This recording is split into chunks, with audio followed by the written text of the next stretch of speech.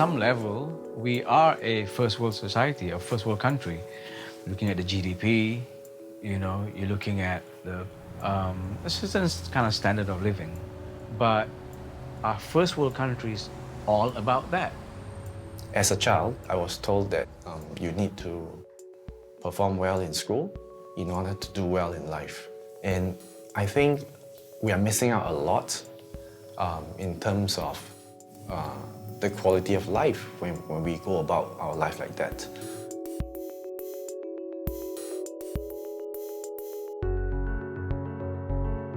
If you bring it down, it's like one man versus 40 in a soccer match.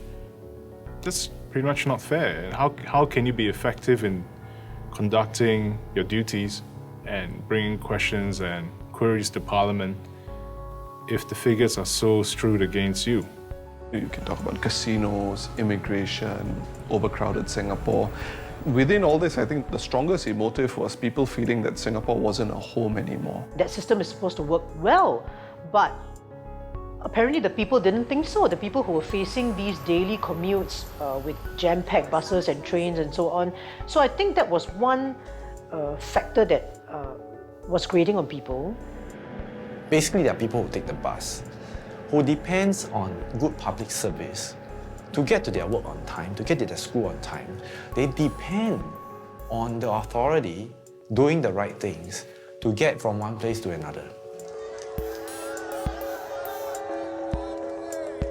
The system was designed in such a way that opposition is only able to compete in SMC. The gerrymandering going on, and maybe even the biasness in terms of news reporting. What I do feel is that the media has very much skewed the national perspective into one direction. And that for me is problematic, because unless you make a special effort to go and look for other information, you will not receive it. In terms of democracy, I believe that you need more voices in Parliament. So I really hope Singaporeans will give diversity a chance to grow. It's not easy to grow an opposition in Parliament, or even on the ground. It's not easy.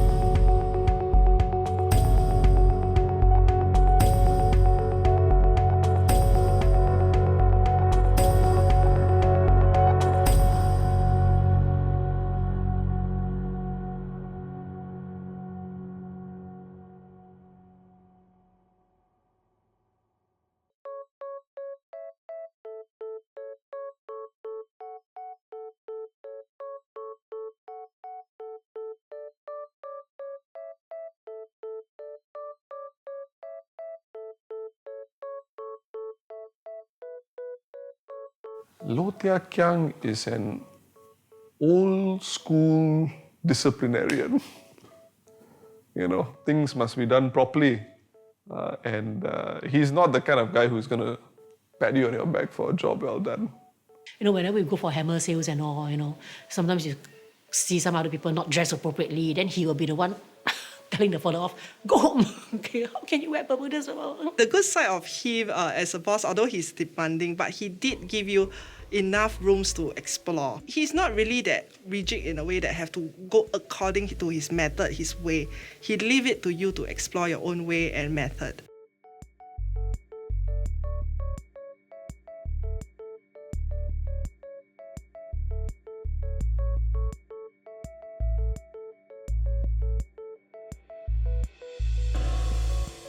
I was an undergraduate in Nanyang University. I was the last batch of NAMDA students.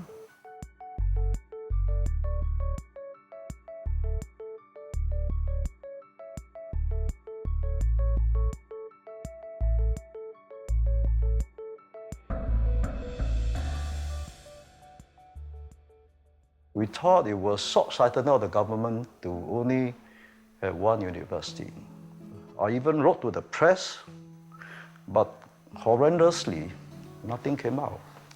That's the situation. If the government wanted to push something down, and no matter what you say, you can just cover it up. And nobody would know, given the fact that those days it's only the media, the newspaper or the television. So to me, practically, I'm experiencing firsthand how the government can really 一手遮天.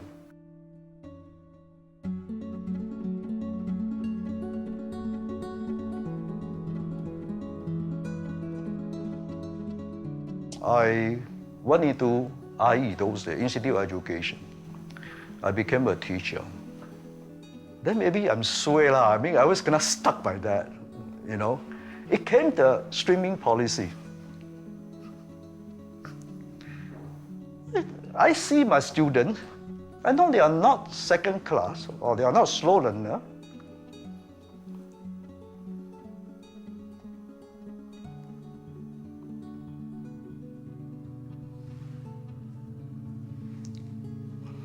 But because of the system, they will fail.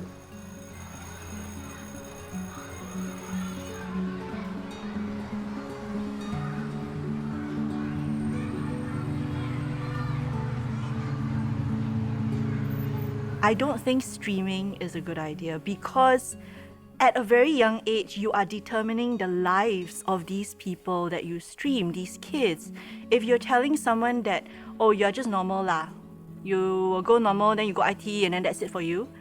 And you're telling another kid, no, you are the elite, and you will be in the IP program, and you will grow up to be the leaders of Singapore. You've given them the mindset that that is the path that will happen to them. And it's very hard to rise above that circumstance. All that talk about meritocracy and everything, I understand it. Yes, we can have people who do fight against the system and in some way or another manage to break free into, of the societal structures. But by and large, I feel that once you define a kid at that young age, that is the social strata and that is the circles that you need to continue living in, you have set the path for them. I recall when I got my PSLE, okay, I was posted to the normal academic stream, okay, and I had to call my mom to break the news to her, and I was crying very badly. You know, because of the social stigma back then, it's like, going to normal academic means that you cannot study, there's nothing else you can do, you're useless and all that. On my second year of P6, it's like the teachers is not being helpful by just discriminating, and they will just keep saying that, oh, we have a repeat student here because she didn't do well in her previous PSLE, so this is what she's going through. Yeah, it's not encouraging at all.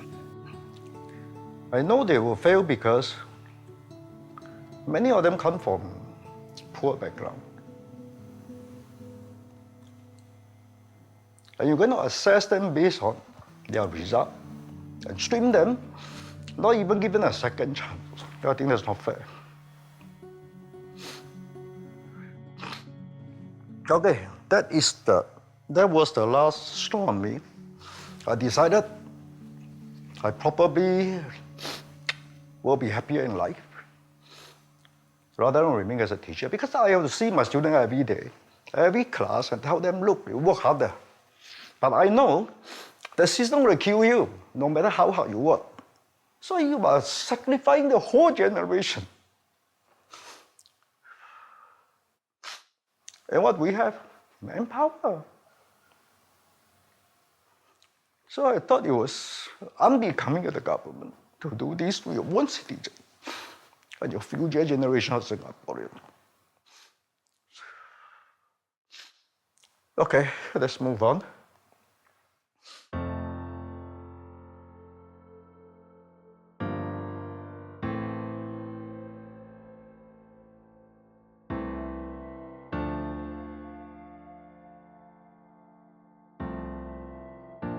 They approached different organizer of the 7-month dinner and the temple dinner to sound out their support, and apparently it turned out to be very supportive, and this is how they started, by sending the Education Trust plaque yearly for auctionings to raise the fund of the bursary. Yeah.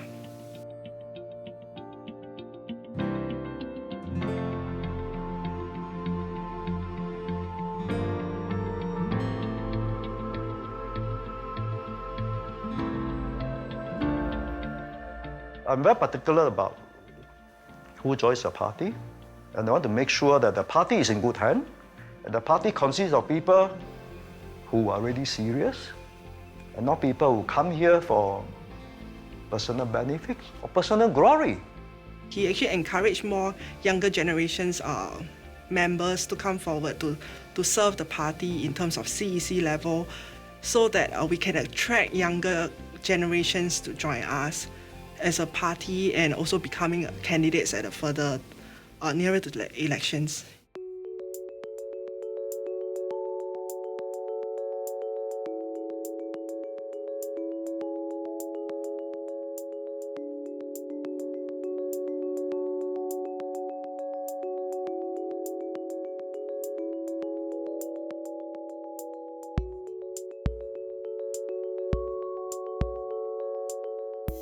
So you imagine the whole political system will become two-tailed. So the PP will forever nominate and manipulate the first tier. So it's a whole political system set up. And it's a political strategy that will jam you up in your position, because with less resources, you cannot get the people. Because I think for a long time, no one believed that they could win a GRC. You know, the whole system is geared towards not having the opposition have a chance to win GRCs, because you have like 3 or 4 candidates, and voters would take less risks in the GRC than they would in single constituency wards.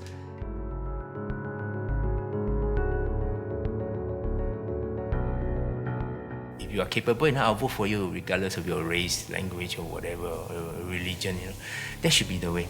I think it has been proven before. I think JBJ won before. Even David Marshall, who is not Chinese, also won before. And there are a lot of other, even themselves, the PAP side, they won on their own merit, not because they are of a certain race. And I find myself obsolete in the sense, if I continue to talk and debate in Parliament, and I know people are suffering and things are not changing, so what's the point? There's a disconnect somewhere that they believe that things are all right, but the ground is not the case, and I'm telling the ground they don't believe, so who to believe? So I came to a conclusion. You can talk until the cow come home, debate until the cow come home in Parliament. The PAP will not change. It is the people, the electorate, to show them they have to change.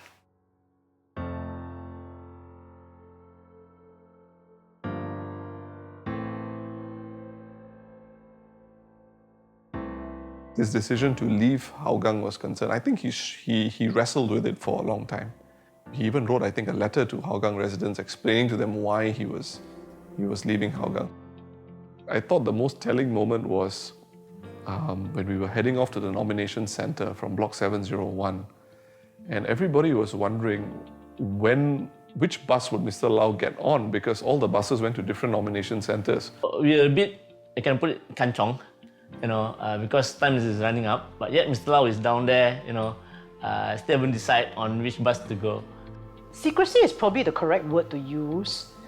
Particularly about Mr. Liew coming out of Hougang, because one is for maximum impact, I think, and also it sort of fed into our, I would say, battle plans, yeah. So it was actually a very, very stressful and emotional journey from the consideration up to that decision and to make the move. But eventually, I asked myself, what am I going to do politics for?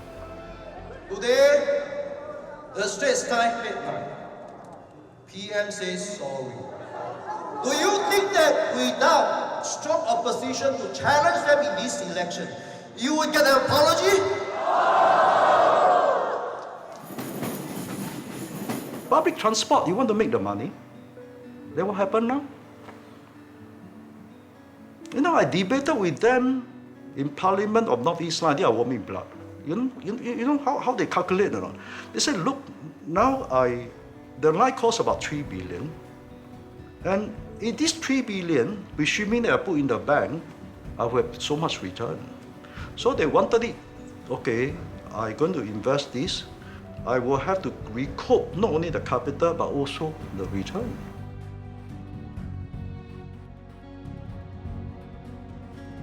This time around, when you look at the Workers' Party candidates, they were very well qualified individuals, very educated, very very experienced in their fields, committed to the community, they have done social service. So I think personally that was why people were won over enough. It sort of gave Singaporeans a kind of confidence that it was not only the incumbent party that was able to draw talent. We also had Mr. Chen Shomao, who actually returned to Singapore, and amongst others who were also very well qualified. We have a responsibility towards Singapore, its development, its history, and I felt there isn't much that any one of us could do. But we have to do that much.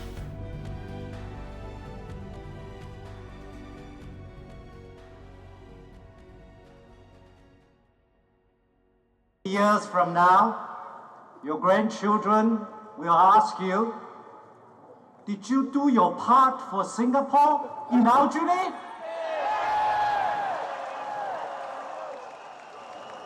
With your help, Singapore will take another step forward in our journey.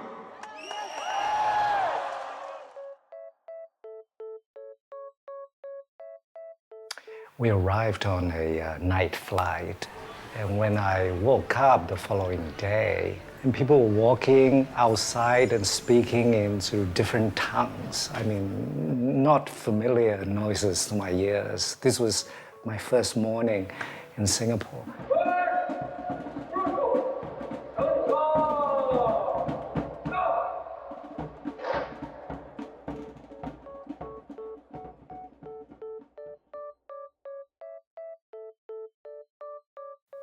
I guess it's this.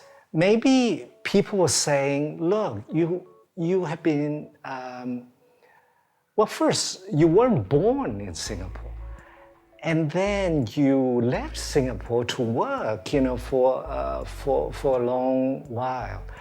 And so you are less than a real Singaporean.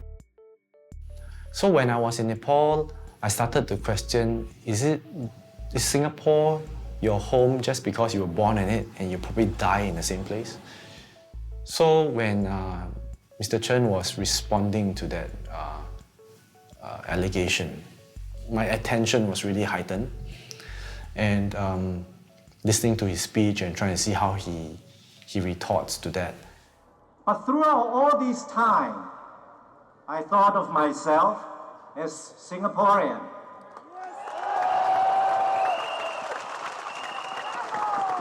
My heart has always been here in Singapore. This is where my parents live. This is where my sister lives, where her family lives, where my friends live. And when I travel back to Singapore to see them, which I do several times a year, I carry my red passport. And I carry my pink IC.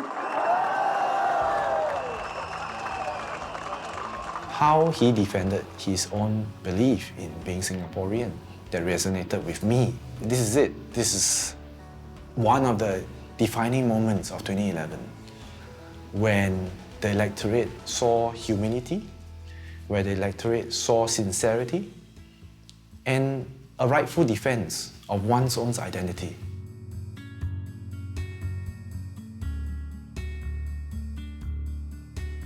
Yeah, if you like watching a football match, right, and you have two good teams, and you want to see what the result is, and that was that feeling of, it wasn't like one-sided, they're going to win anyway, it's not that. It's not going to be a walkover. I would say that going to Singapore Stadium, supporting Singapore in all the matches was truly memorable, because that was when we felt like we were really one people. Every inch of space at the National Stadium will be filled. So instead of getting 55,000 packed stadium, sometimes you may get 70. You may get people climbing over fences. We're talking about the Singapore identity then.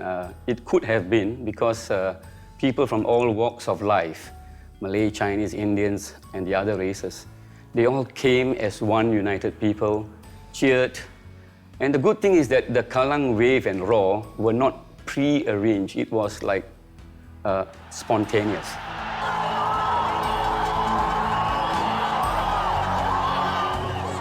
I think Workers' Party election rallies are a great display of how creative Singaporeans can be. So you don't only have people who are, clapping and chanting. You also have people who come with props that they've made by themselves and probably have spent quite a bit of money making. All sorts of, hammers and neon lights.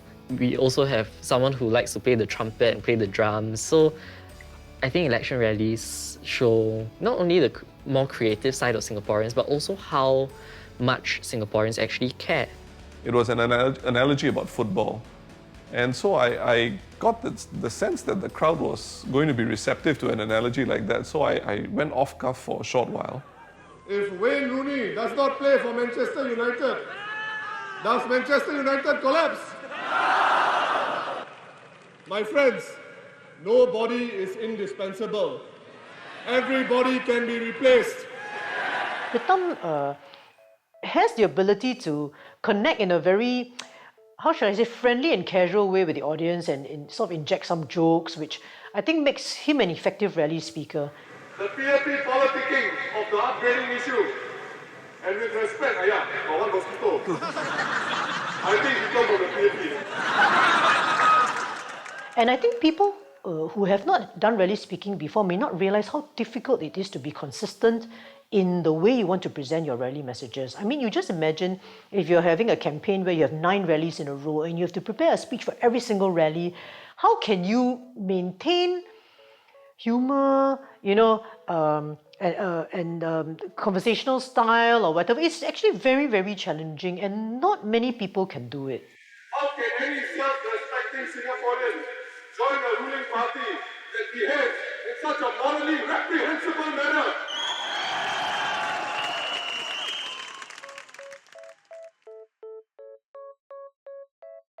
For me, it was a case of always being interested in politics because current affairs has always been something that I picked up very naturally. Until I was 16 years old, I think I probably would have read maybe 5 books all my life. But what people don't know is that actually I read the newspaper religiously every single day from front to back. And then I went to university and I did subjects like history and political science, which forces you to confront issues of governance, of how things happened as they did in the past, and why things happen in that way. And there's this oft-quoted phrase, you should never condemn yourself to repeat history.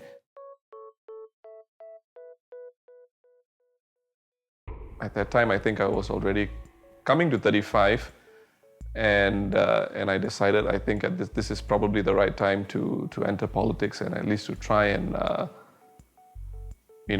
not just sit at home and feel upset about things which go on, but at least try and make a positive difference in some way. It's not been easy, but I'm glad I took the plunge when I did. I ask you to join us in moving towards a first world parliament and vote for the Workers' Party.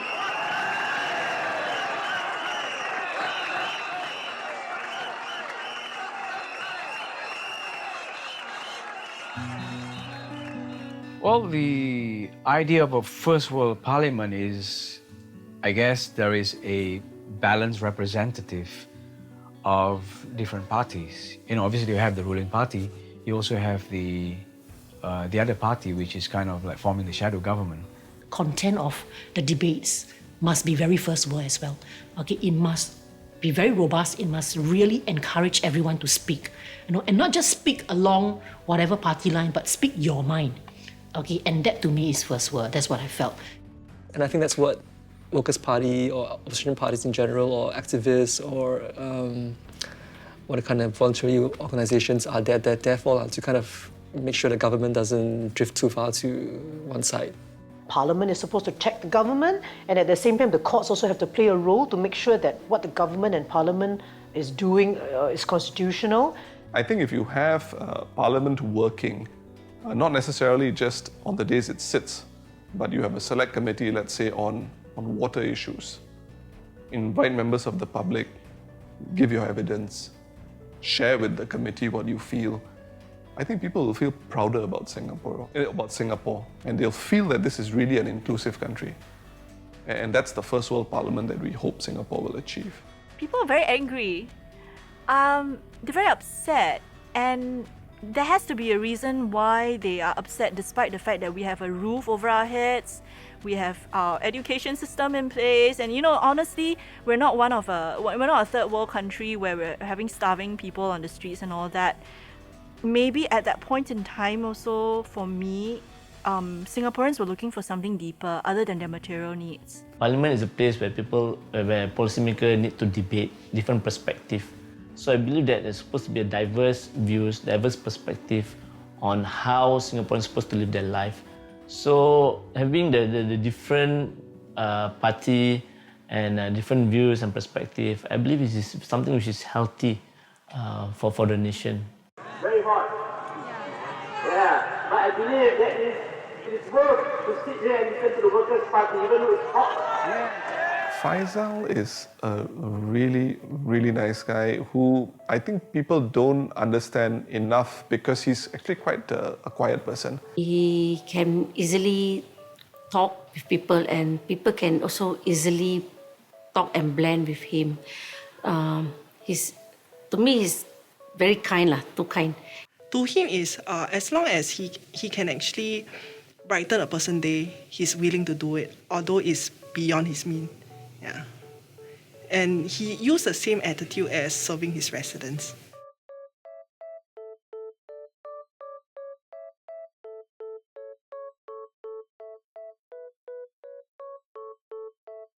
Okay, that point in time, as you know, that he went through 2 bankruptcy, but yet he keep on with his struggle.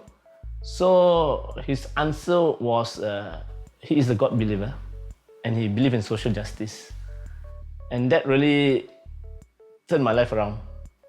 I believe that I'm also a God believer, and I want to do my part to uphold social justice in Singapore.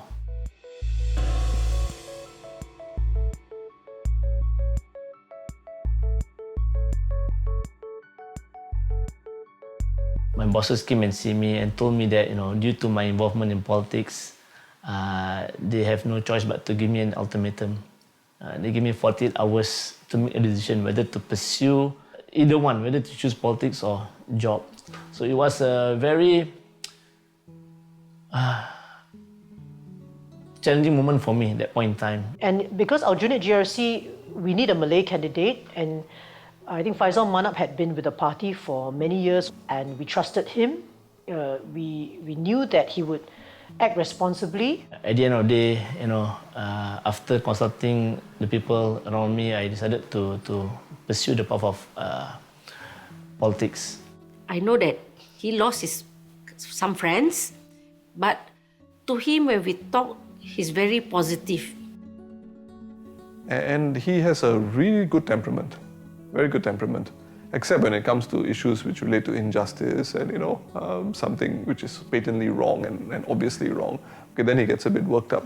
Seperti berkata ataupun dikata orang putih atau Inggeris mengatakan follow your heart. Don't be scared. When you vote, just vote, follow your heart. For us WP, one of our philosophy is to uphold human dignity, to make the society more humane, more caring. I feel that that's something which is lacking in the ruling party policy.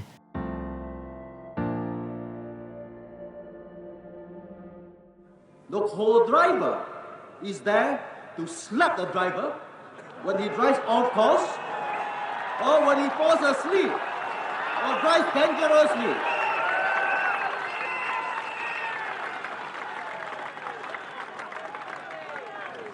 But of course, if the driver is friendly, drive responsibly, then just keep talking to him to keep him awake.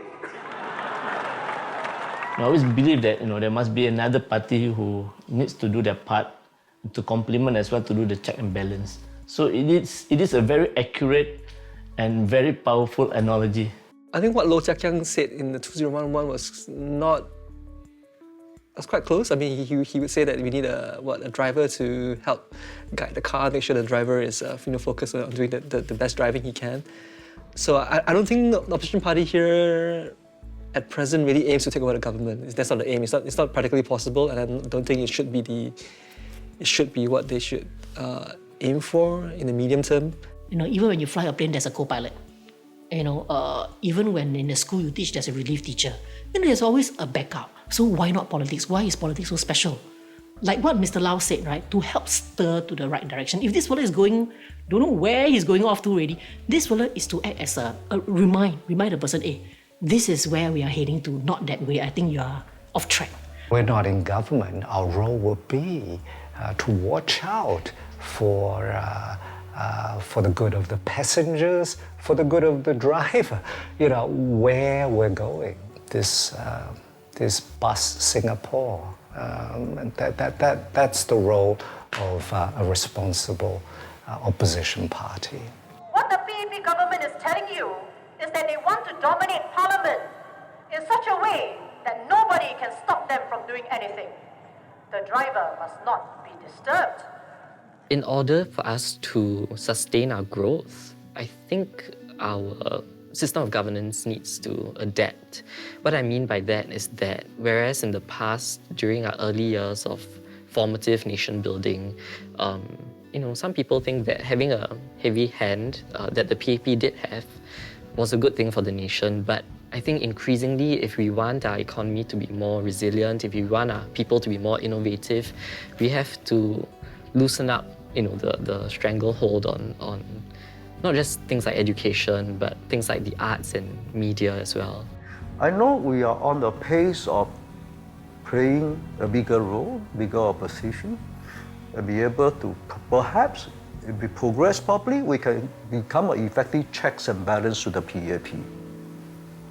That will serve as a co-driver, effective co-driver, and that will be something which I believe we can contribute constructively and meaningfully to Singapore's future.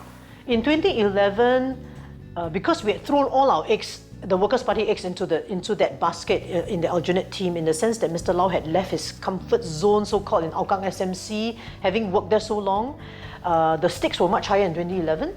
At the same time, as the campaign progressed in 2011, I think we knew that we had a fighting chance of winning. Fighting chance. I don't think we were confident of winning, but we had a fighting chance. When you have someone with 20 years, at that point, almost exactly 20 years under his belt, Sylvia had been around in Parliament for one term already.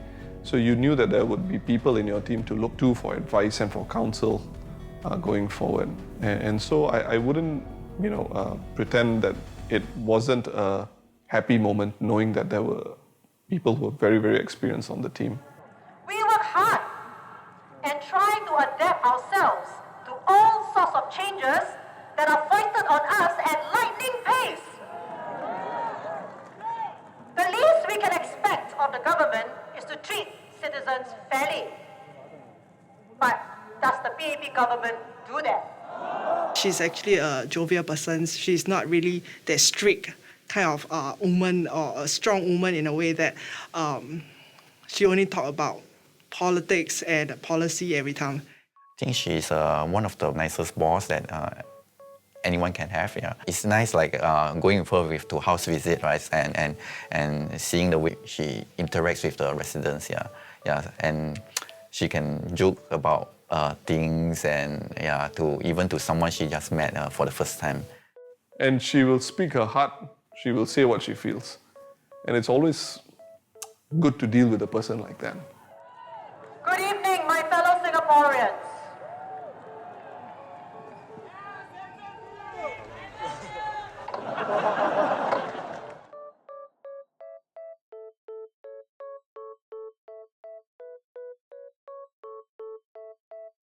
My father used to come back home and talk to us about politics all the time, every day, because he, during that period, was working with the police and then the army, and because of that, he had very close contact with some of our so-called pioneer government leaders.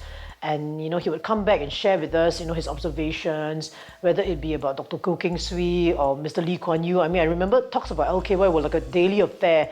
And because of that, my family, my siblings and I, we were very sensitized to all these political developments, and we would follow the news very closely. You know, when elections came, we would always go to the rallies by ourselves, you know, to kind of watch and comment on what was happening.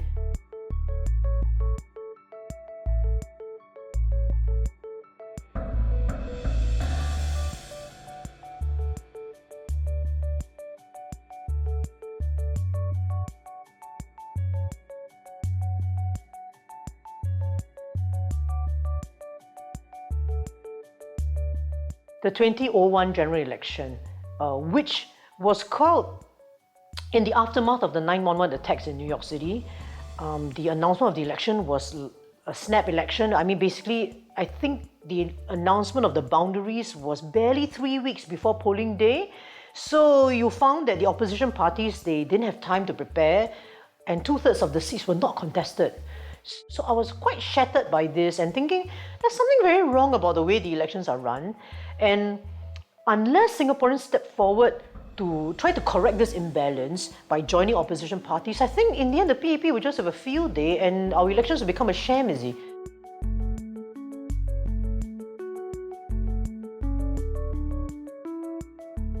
After the election, I wrote to Mr. Liew, who was the new Secretary General of WP at that time.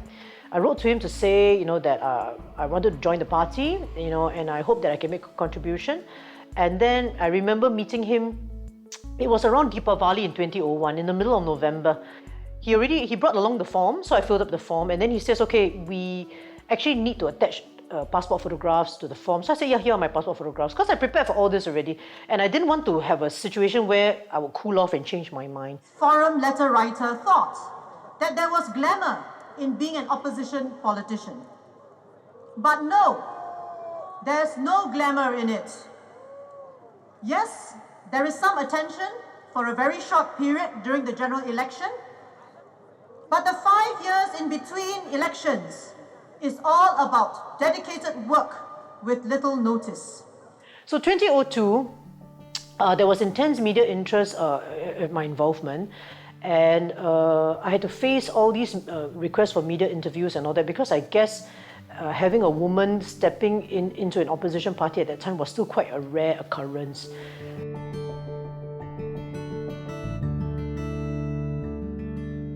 The CEC at that time wasn't even at full strength, because our constitution provides that the CEC should consist of 14 members, but at that time I think there were only 7 members or something like that.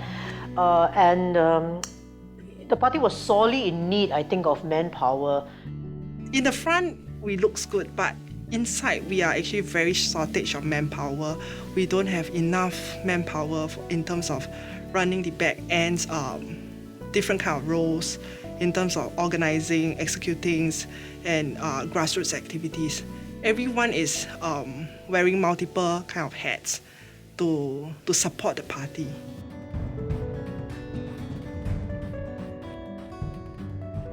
We have different opinion with them, but it doesn't mean we're enemy. We can still shake hands, we can still talk, all right? But we compete politically. I believe this is the way politics here should go: constructive, rational, and being responsible. And of course, slowly we managed to attract some younger people, very few, but at least we started with some younger one. And with that, we were able to field younger candidates.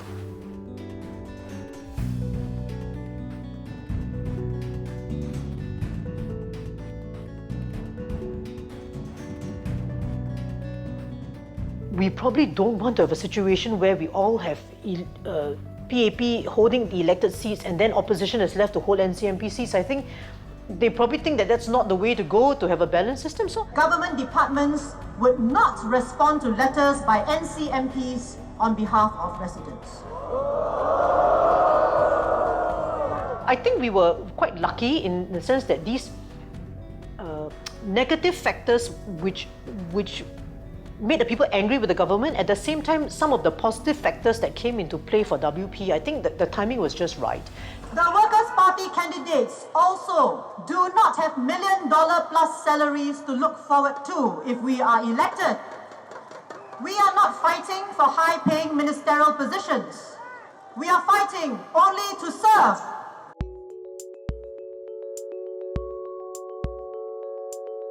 I think a lot of times you do get Singaporeans who want to speak up, in the past, I mean, and they don't because they just keep it inside and then they talk in their coffee shops and that's it. But nowadays, because there's social media, people use it as an outlet to vent their frustrations and to talk about their views. That year was marked by the fact that there was a huge turnout at the Workers' Party rally, but in the mainstream media, that picture of the huge rally was not used. The embarrassment was that that picture appeared all over social media. And I still remember trying to squeeze through the stadium itself, walking around the car park nearby. Everywhere we go, everybody is just standing, trying to squeeze as much space, every inch that they can find to have a good place to stand and listen to the rally. It's a kind of change in the air that metamorphosizes itself at the ballot box, that people are not afraid to try something else, try something different. And the word is they have no fear. Not only taking pictures with opposition politicians, which used to be a taboo, but posting them on social media for the whole world to see, to say, hey, street cred. It's like, I took picture with so-and-so. So, it was that was for me a very telling sign. It's like, hey, is this the Singapore that I knew? We, the citizens of Singapore! It was a very theoretical moment. I mean, obviously it was meant to evoke emotions and a response, but you did feel it at a point in time when they were saying, you know, we the people of Singapore, and the whole crowd would respond and everyone would cheer. I think that felt like a very, I won't call it emotional high, but you definitely felt excited about the whole event at the end of it. That point in time, I remembered saying the pledge and understanding the impact and the depth of the words and what it means to be a Singaporean, that I have aspirations towards building a better society, not just for myself and my needs and my families and my friends, but for everybody, and that it had to be based on justice and equality. You know, so it felt like I was in a community of common-minded people that did want to see change, that did want to see a better future for the country. Pledge ourselves as one united people! You kind of felt this fervor. Something's about to happen, you know? There's something in the air. There's, you know, you can't explain that, you know? And progress! For our nation! Thank you! We were confident that we would give it a good fight. That was the prevailing emotion, at least for me. Because elections are really hard to determine insofar as how they will swing or how they will go, because things can happen in the course of a campaign which changes the public mood very quickly.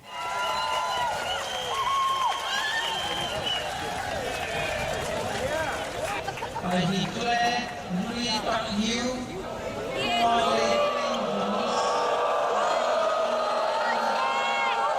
We were actually at the Assembly Centre already, which was one of the stadiums, and the results were announced in the early morning, like 2 or 3 a.m. It was the last constituency to be announced. Of course, the anxiety, the feeling of anxiety is still there, you know, to know whether will there be indeed a big swing or big change in the count in the vote. I thought we had a good chance of winning, and if we didn't win, well, we just, you know, we knew what to do then. I mean, if we didn't win, we would work harder, we would, you know, it's the same path forward.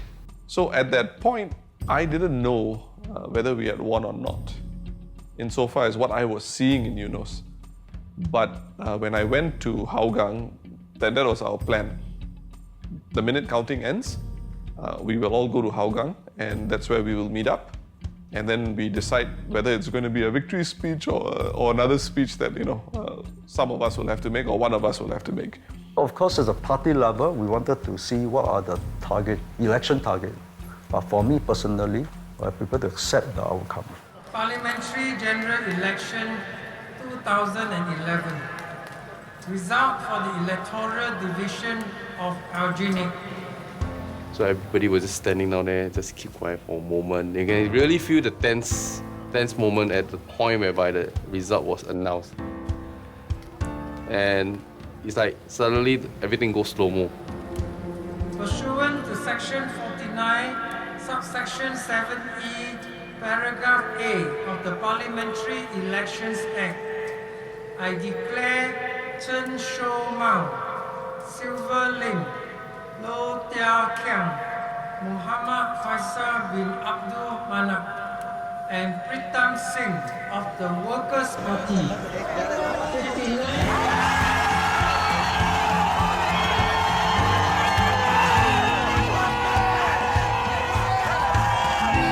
And the moment the result was out, everybody was just shouting.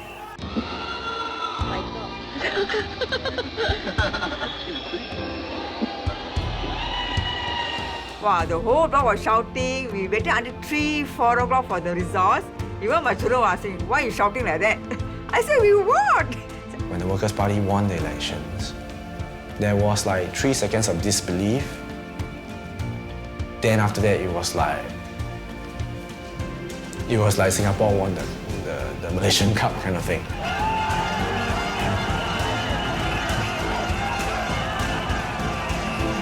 So for me to be able to see Singaporeans vote and vote for an opposition voice and allow that opposition voice to win means that they must have invested a lot of hope in that opposition. That was what I live for as a documentary photographer. Witnessing these great moments in history where the impossible happened.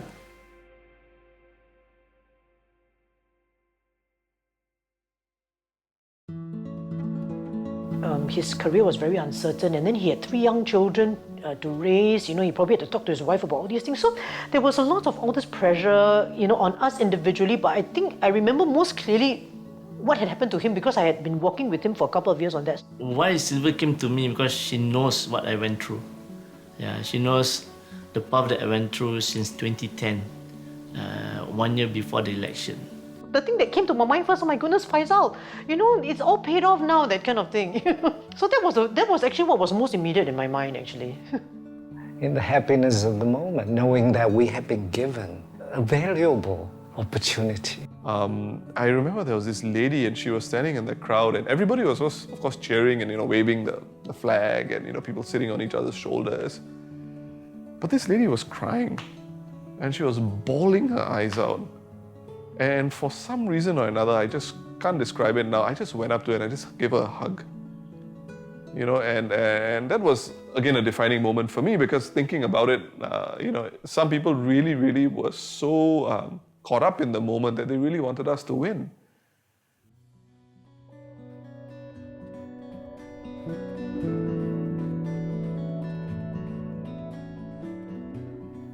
So for Aljunied, which is a bigger town, I knew it's not going to be easy. So whilst we celebrate the victory, but inside me, I knew it's not that simple.